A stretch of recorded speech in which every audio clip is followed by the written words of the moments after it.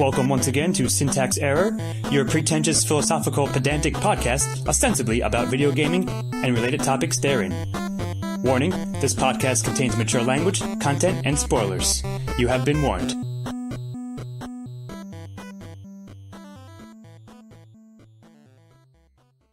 I suppose it was inevitable that we would reach this point. The not-so-brief history of the end of days has come to an end. And now we face the abyss, and as we look into it, we see the monsters that reflect us. Hello, I'm Jonathan Ian Manser, here with Scott Thurlow. Lawyers, Guns, and Vampires. Stephen Ormosi is not here. Beth Morgan. Hello, not Stephen Ormosi. And Christopher Morgan. I'm not Stephen Ormosi either. We are here to discuss monster apocalypses now. And unfortunately so, because I feel this is a topic, no pun intended, that has been beaten to death, resurrected, and then beaten to death again. Zombies. But we would be remiss to not to mention what is perhaps the most prominent theme in the modern day apocalypses. So, but before we delve into that segment, there's another, it appears less often, but it's still present, is kind of the Gothic apocalypses involving werewolves and vampires. And though they recently become kind of romantic comedies, or romantic, teen dramas, I think that there's still a, prominent fixture in apocalyptic themes. So, anyone want to start with this topic? Yeah, actually I do.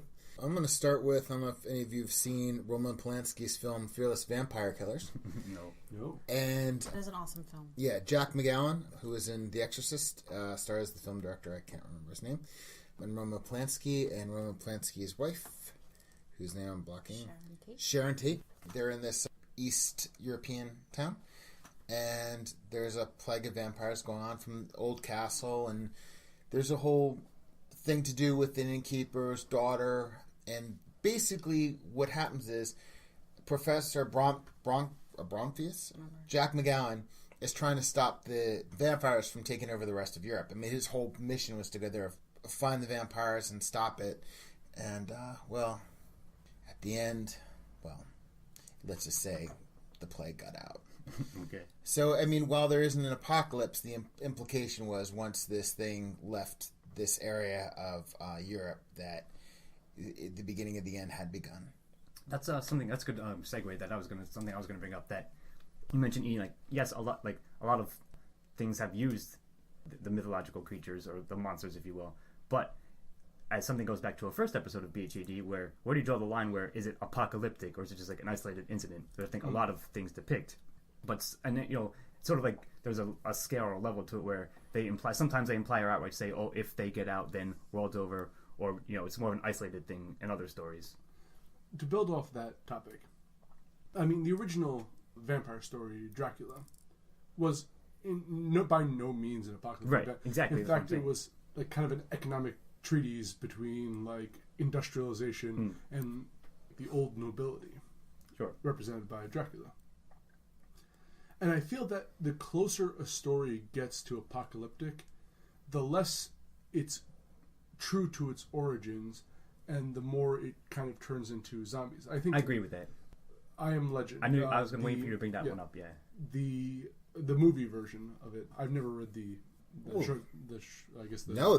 novel, but no, it's a novel by Richard Matheson. It's an excellent book. They also made it into a graphic novel, but yes, your point is, I think I know. They're vampires, but for all intents and purposes, they might as well be zombies. Actually, no. The Will Smith movie, they turned them into zombies. I don't know what they were supposed to be in the Charlton Heston film. The book was completely different. Mutants. But the closest thing that was Omega Man. First of all, I believe is a Charlton Heston film. Yeah, Omega Man, which is one of the ones I loved. Vincent Price was in a movie called The Last Man on Earth, which kept truer to the book, although Vincent Price was miscast. If you put Charlton Heston in that movie, it would have been a perfect match. Yeah, but the book is about a disease that goes through the planet, and basically people die and they come back as vampires.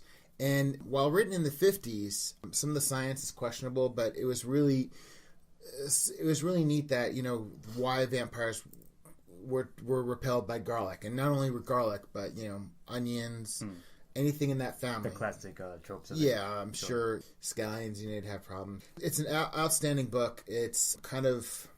I don't want to give away the ending. It's a society book. It's about society, and But it's... from what I remember, it's sort of told from the inside, like of a house, where the man is sort of in the end. I don't mean in the end, but there's like a last guy who's not infected, right? So, and the story's told from like inside his little kind of safety zone, his bubble. So you're not really seeing the outside world so much. It's like a sort of claustrophobic. Yeah, they're closing in on me kind of story. You're seeing a microcosm, and his neighbors are going, Neville, get out of the house. And, he's got everything boarded up, and basically at night he hides.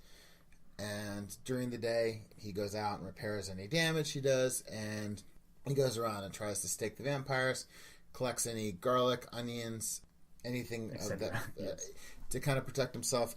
Again, I think that what you were describing, while it's keeping with like vampire lore, you're looking at how the scale, the escalation, I think, of it. Yeah, I would think that if I miss anything, feel free to jump in and add this. But I feel that you have the kind of traditional gentleman, old European nobility type of vampires. You have the like teenage angst vampires. Yes. You have the corporate vampires like in Blade, and you have the zombie-like vampires from I Am Legend, or anything where it's kind like of horde. Like there's a horde, a horde kind of. And yes, they play by some of the rules of vampires, but they also play by the kind of thematically. It's the same as a zombie story. Well, do the Buffy the Vampire Slayer vampires get categorized as the teen angst vampires? Probably. I don't know. I think they could straddle the line between that. I was going to say they straddle. I think it's implied if they get out of Sunnyvale, or Sunnyvale's like the circle of like the portal to hell that they come out of, or whatever. Yeah. Mm-hmm. So if they escape from there, then they will infest the world, right? So I think Buffy does count broadly, but I would say they're half teen angst and perhaps half corporate, like the Blade style. The thing about like The Walking Dead or I Am Legend, where disease is the impetus for the zombies or the vampires. I mean, even the zombies and vampires, any kind of thing this self is kind of replicating what a virus would go on. I mean, so these things are really... Having a disease be the cause of it is kind of redundant, because in a way, a zombie apocalypse or a vampire apocalypse or a werewolf apocalypse is still going to have the same kind of transference as a disease. You got to drink somebody's blood, you get bitten by a zombie or a werewolf, and you become that.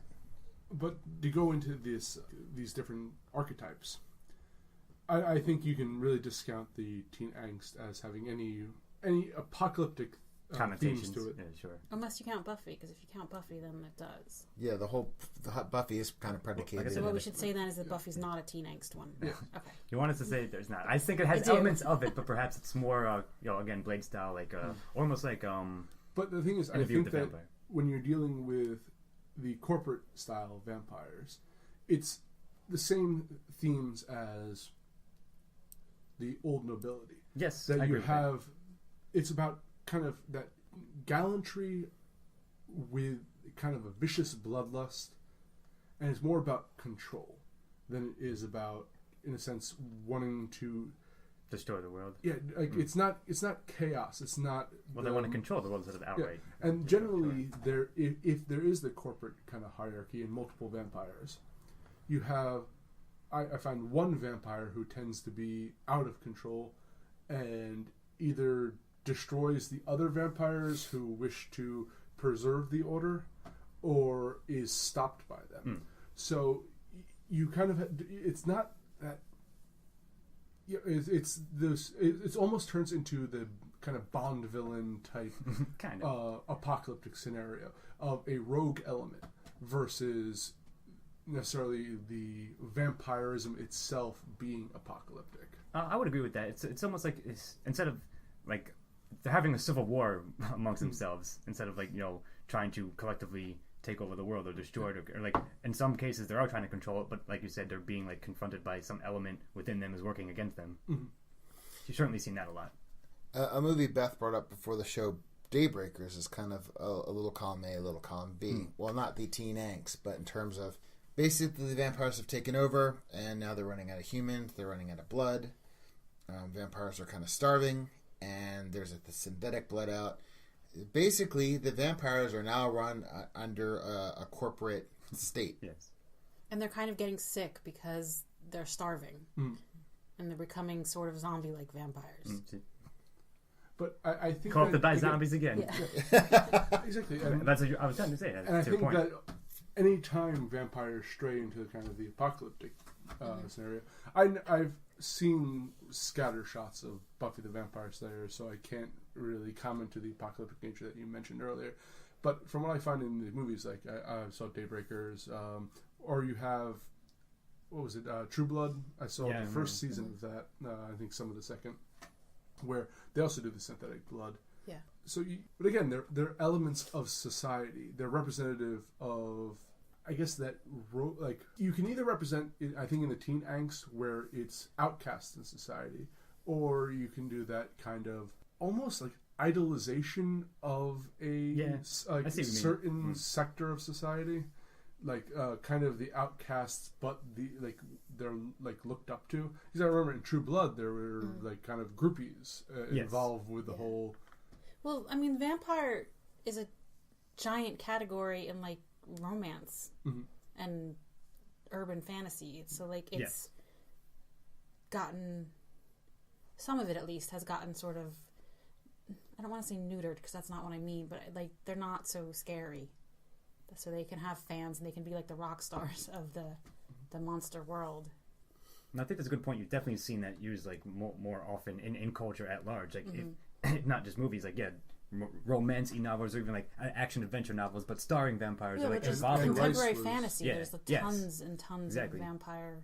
Tony Scott's movie, The Hunger, doesn't really deal with vampires on a large scale, but it deals with Catherine Deneuve as a vampire, and she's got eternal, but none of her lovers, you know, they have a finite amount of time that they could stay alive, and they start to degrade. And we forgot to mention the fact that in vampire stuff, there's often a religious aspect. That's true. Which is not always the case in like werewolves or zombies almost ever, but there's in a lot of the vampire stuff, there's a religious aspect. Yeah. To it.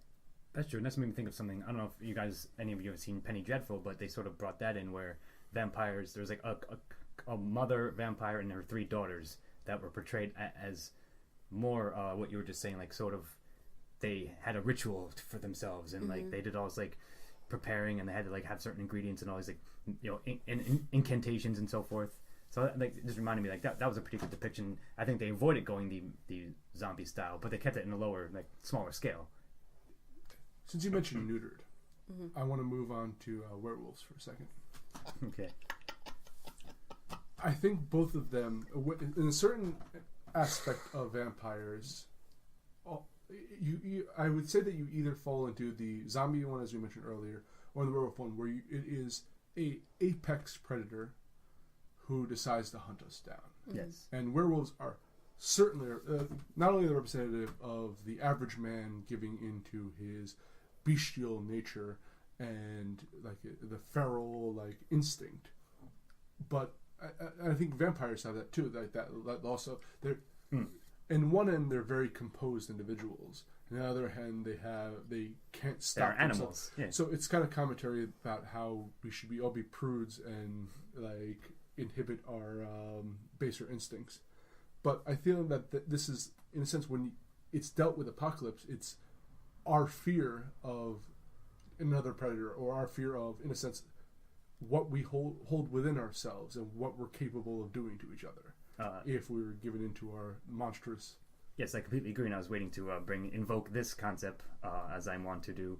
It's a Jungian, like it's the collective unconscious thing. Like so, you know, many cultures scattered throughout history that had no contact with it, like had depictions, similar depictions of, you know, creatures of the night, for, you know, in quotes, that represented something like that we feared about ourselves, or like our fear of the unknown again, that but represented by those monsters.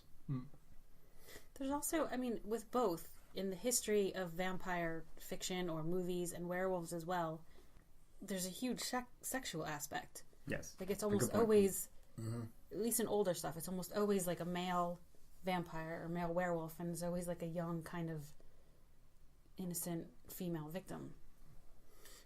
There's an excellent movie. Joe Dante directed it. John Sayles wrote it, based on a book called The Howling. Yeah, I've seen it. Yeah, outstanding movie. It's a good one. Because it deals with that. Because one of the things is with werewolf lore is like, at the full moon comes out, they turn.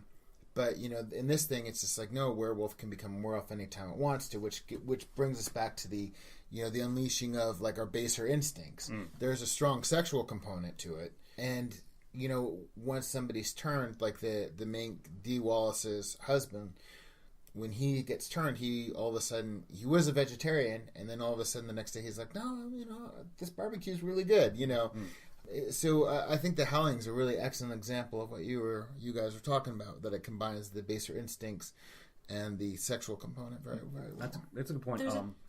There's a ton of adaptations of like Little Red Riding Hood as vampire fiction. Yeah. And like some erotic werewolf movies. That In the Company of Wolves. Yeah. That was an early one. That was apparently an analogy for losing one's virginity. Yeah, well, I think that's that you bring that up. Yeah, that's an aspect I think in many of the stories when they originated, like of it goes back to like the fear of like an STD or something like that. So actually, to your point, there was a very controversial game that came out about a year ago, where you kind of play 6 versions of like all different. It was called age, The Path. Yeah, The Path, and it's kind of all these different girls, all different age groups, and facing the wolf, like that kind of predatory male. So I saw a little bit of the gameplay. It was very interesting. But one of my favorite movies of all time is American Werewolf in London. Mm-hmm. American Werewolf in Paris is a much worse movie. That's an awful movie. It is terrible, but gone. But London was fantastic. Yes. And again, it's dealing with a kind of outsider. It's dealing with, and you're actually very sympathetic to the kind of disease that this character has. Yes. It's good that you mentioned it. Perfect, because if you recall in that movie also, I believe his best friend is a zombie as well. He keeps like deteriorating more and more throughout the movie as the main character, because he was killed by a werewolf. Yes, and as his buddy becomes a werewolf, he becomes more and more zombie. They have to stay in limbo. It's a zombie werewolf buddy movie, really. I believe there were zombie Nazis in that. Yeah, as well, I think so. Yeah, at the end. Yeah. But anyway, that's a good one. It's a good mention of that. Yeah, that's an excellent movie. Especially like the fact that at the end where he's in an X-rated movie, they're in a porno film, and he's surrounded by his best friend and all the people he's just killed, and they're all like giving him ways to kill himself, and like the corniest porno film's on in the back, and it's just it's such a great scene. Yeah. That movie is John Landis was the one. John Landis, I think so. Yeah. So there's some really good stuff that are like playing with those expectations. Like I've seen several versions where Little Red Riding Hood is the werewolf. Yeah, and those always I've seen and amuse heard me, of that even... too. Yeah, sure. Yeah, it's like I said, like it's been so ingrained and used that they're now like subverting it here and there, and like retelling it in various ways more than ever. But I think that this is an apocalypse of podcast. So I think the fact that we barely mention the apocalypse is really discussing how the werewolves and vampires speak to a lot of themes about humanity, but don't necessarily speak to the end world themes about humanity. I was going to say, with the Howling, there is an implication that once they leave the community, there is a possibility that they could spread. But with the problem with vampires and werewolves is, unless you're talking about something like The Strain, or there was a book, and now as a TV series on FX, if you're talking about The Strain or Daybreakers or anything like that, they are much more akin to zombies. But generally speaking, the best werewolf tales or the best vampire tales are either they're creatures that kind of want to be hidden, or they're a society that wants to be hidden because it knows that. So they don't make as big of an impact to cause an apocalypse. And this is even the problem with this is even the strain why all the other vampire factions are going after the master, because their whole point is, if you start taking over the thing, you're going to run out of food. I mean, basically, there's elements of that too. The ecosystem. Yeah, actually, one of the best versions of modern day version, although it's not particularly modern, is Salem's Lot. Oh yeah, because that's that it kind of retells the original Dracula of the idea of kind of a foreigner coming into a world that's not his, and you're seeing the fallout of it. Except in this one, none of the characters are competent enough to deal with the monster. So you're seeing, and like the thing, he's preys upon a small town. It's an apocalyptic event for that town, but it's controlled so well that the creature, the vampire, is so intelligent in choosing his prey that he can like wipe this town off the map without making any news of it. Yeah, no, that's a good one. And we mentioned this one earlier, I think, just before the cast, that similarly, while not a great movie but decent, it was an okay graphic novel. 30 Days a Night was pretty good because of that. Like, it's a small isolated town in Alaska that when when the time of year hits, it's covered in darkness, and so vampires descend upon it and feast in secret, but they finally figure it out. But every so years or whatever, they come in and like destroy the town, but just that town, and then they slink off back into their their shadowy lives. But like I said, like you said earlier, I wanted to bring in some video games. You're right. It's while all those stories are interesting, contain themes about humanity and so forth, many of them don't reach the level of apocalypse, as defined by us, perhaps in the first episode, at least broadly. Some of them I want to bring up a couple that may qualify in terms of games.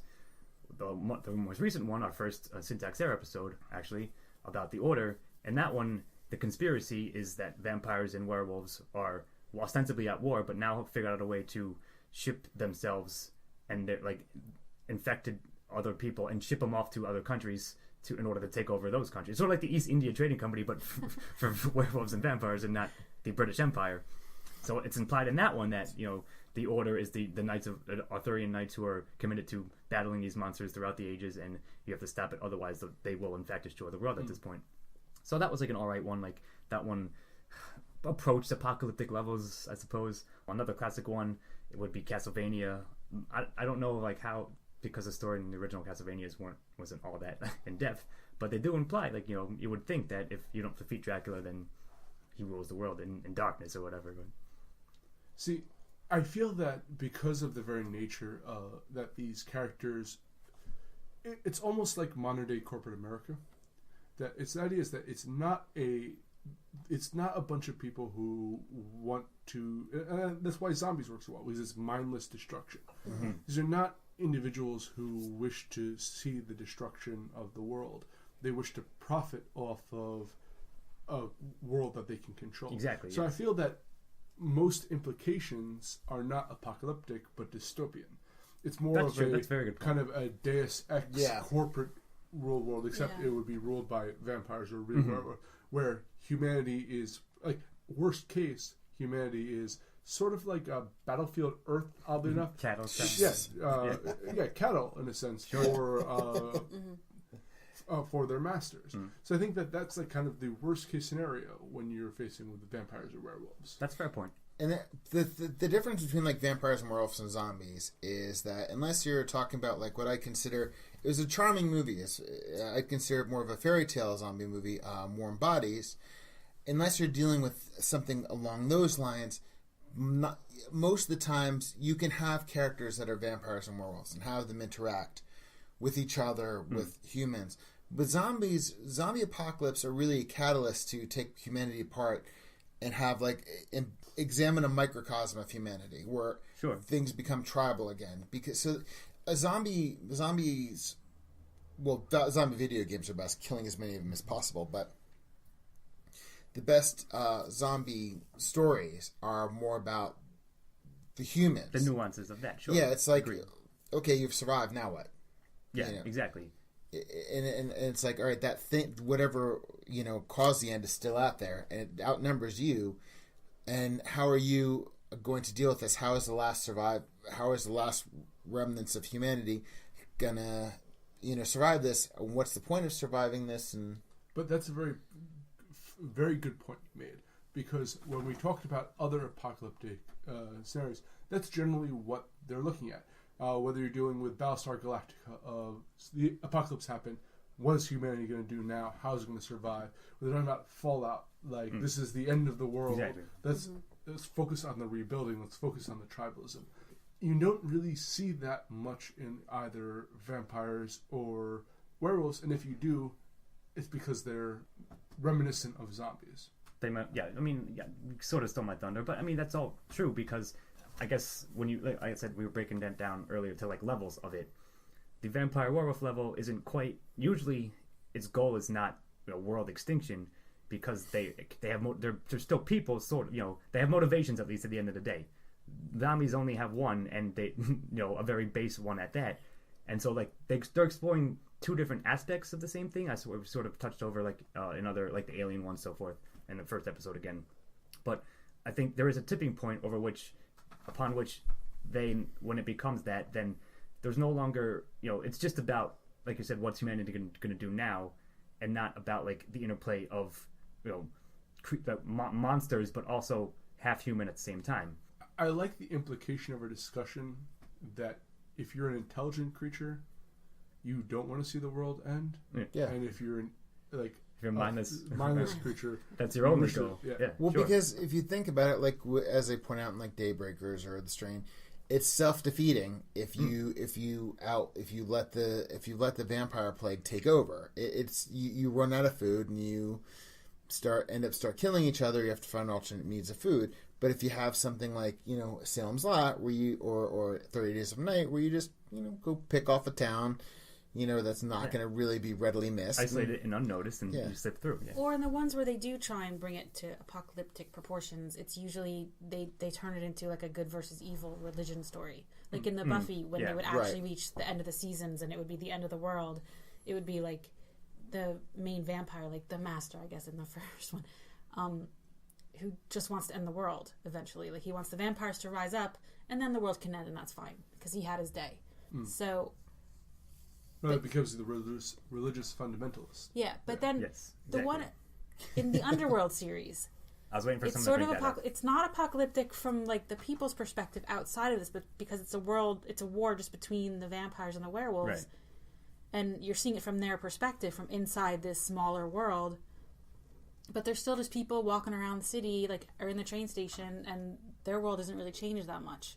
They're Hatfields and McCoys, and actually, Yes. they don't want to just willy-nilly turn anybody. So it's an apocalypse from their perspective, because their world is kind of ending, but the world at large. The humans, is not. like the Mundies, if you will, have no idea what's going But on. being a vampire or a werewolf is actually part of the noble aspect. They don't want to just willy-nilly turn people because, from what the little I know about Twilight series, I don't know if anyone was willing to admit that they know more. But nope, you win.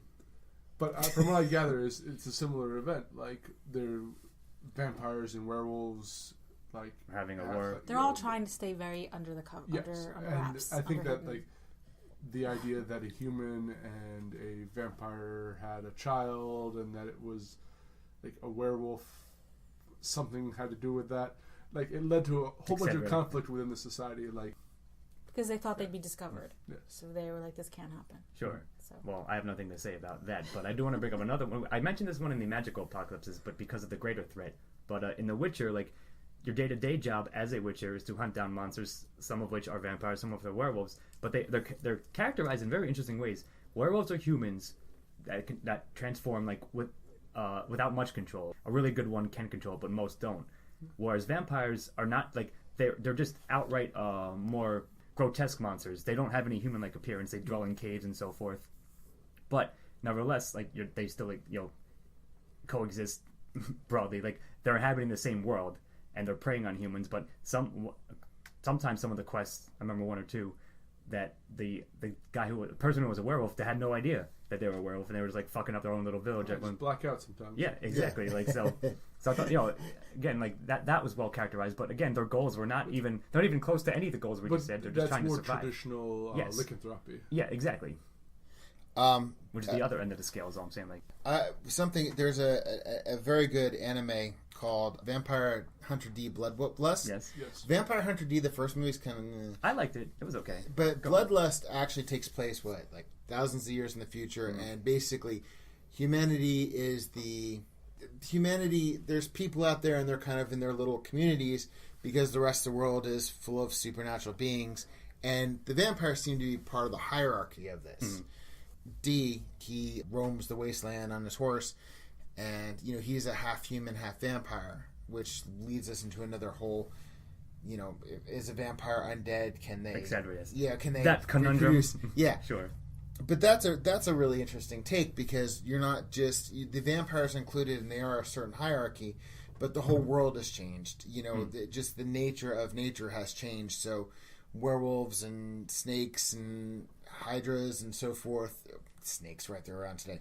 Like hydras and a lot of mythical creatures, a lot of supernatural things are now the norm. They've somehow evolved, from the ruins of humanity.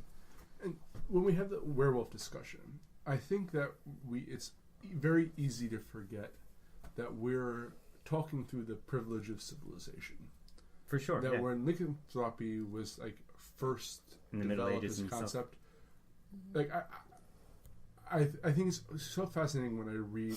I came across this first in Dr. Zhivago, where it spends the main character is alone on a farmstead in the middle of the Russian wilderness during winter, and he can hear the wolves outside howling, and it's viscerally unnerving. Yeah, and sure. And he is terrified for his life because he is a lesser being than a pack of wolves. And there was a time in our history where wolves were a threat to us. Absolutely. And we had cities for that, but the wilderness was a place of extreme danger. And I think that the werewolf is partly not just the bestial nature, but the idea of bringing that darkness in the wilderness to civilization. And what would it be like if it infiltrated? Well, that's what I was getting at when I was saying earlier about the collective unconscious thing. Yeah, it's an ingrained fear in humanity because of having to survive and evolve through it. And we used to have to, in fact, fear things like that. And we didn't have the advances, of course, we have today that we can safely, comfortably view all the stories. When we basically wiped the wolf off yes, the map. Exactly. Yeah, it's funny you should say that because about 10 years ago, as camping, some friends of mine were going across country. And he was eaten by wolves. Yes. Well, no. Well, that's coming into. I'm not gonna embarrass my friend too much. Gerald Ford. No. But we stayed for a couple days in Yellowstone. And Yellowstone, you're in a campsite with all sorts of campers. So there's like about 50, 60 people there. There's little showers and bathrooms. So you're like basically in the kiddie pool of nature. But there's still signs like don't let your kids or small animals run around because there are coyotes and coyotes will take them away. And, watch out for bears and so forth because they do come to the camps. So one night I'm lying in bed and I could just hear the pitter-patter. In a tent, right? In a tent. I was in a tent. My buddy and I were in one tent and another friend of ours was in the other one. And you could just hear all these little steps outside. And then they all stopped. And then they all howled. A pack of wolves went into the campsite and howled. And it was the most amazing 60 seconds of my life because you had an audio, it's like a sonic shower. You could feel it go right through you. And we're in a campsite, none of us are chihuahuas or under the age of 3. So, and a lot of times, wolves are kind of less than coyotes. They're not the scavengers like coyotes are. And they left. And my fearless friend in the next tent was really nervous and stayed up all night. And basically, if he'd been eating peanut butter crackers and, because no canine is crazy about peanut butter. Yeah, because no canine... So peanut butter is totally safe in an area where wolves are. So my whole point is, we were talking about Dr. Zhivago and the primal fear. It's just so funny that even when you're in the kiddie pool of it... You can still get... If I was in a cabin, I'd probably be a little more nervous, but... To bring this back to the apocalypse for a second, I was watching a documentary on Chernobyl, and wolves have thrived in the radioactive area surrounding that. So if we ever get into a nuclear war, perhaps the wolves will inherit the earth. Wolves will inherit the earth. It'll be the wolves and the cockroaches. Yeah. Well, that's nice. Well, it'll be just what's that game we were going to remake? Inherit the earth. It's this idea of Enid's Eye, but it'll be evolved foxes and wolves and so forth. But anyway. So we're going to take a break / end this episode for now, and then we're going to come back next time with zombies. They always will come back. Yes. And we'll continue to beat this topic to death. All right. This has been Jonathan E. Manzer with Scott Dilla. Oh. Beth Morgan. Good night. And Christopher Morgan. Good evening. And come back for some zombies. This has been Syntax Error. Thank you as always for listening, and we will see you next time. Music by Stephen Armosi. Editing and engineering by Jonathan Ian Manzer. Syntax errors, part of a Lost Signals Productions. All rights reserved.